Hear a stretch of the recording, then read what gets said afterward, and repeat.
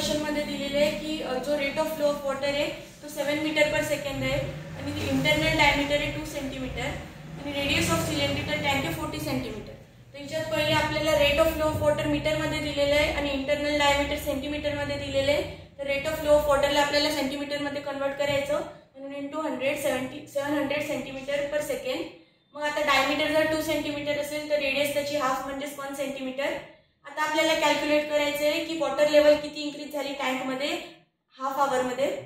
तर half आवरमध्ये 1800 seconds असतात आणि आपल्याला लेंथ ऑफ पाईप काढायचं आहे म्हणजेच डिस्टन्स.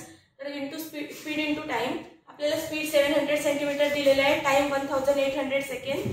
आता आपल्याला व्हॉल्यूम काढायचं आहे पाईपमधल्या वॉटर काय फ्लो होऊन राहिलं त्याचा. तर त्याचा पाय स्क्वेअर एच घेतलं. पायची व्हॅल्यू 22/7, रेडियस 1 सेंटीमीटर आणि हाईट आहे 700 इंटू 1800. हे झालं आपलं फर्स्ट इक्वेशन.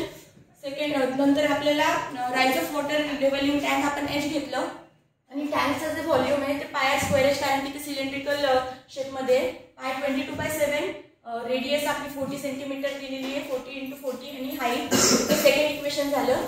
आता volume of pipe equals to volume of tank म्हणजे आपण याला दोन इक्वेशनला इक्वेट केलं.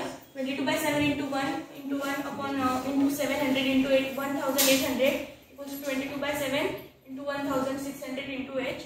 मग 22/7 कॅन्सल झाले. इकडचे 2 0 आणि हे 2 0 कॅन्सल झाले. तर 700 इंटू 18 इथेच आणि 16 मल्टिप्लिकेशनमध्ये होतं ते इकडे डिवाइडमध्ये आला. त्याच्यानंतर 4 1 आणि 4 350 350 इंटू 9 इक्वल्स टू 3150/4 आणि याला आपण जर डेसिमलमध्ये कन्वर्ट केलं तर 787.5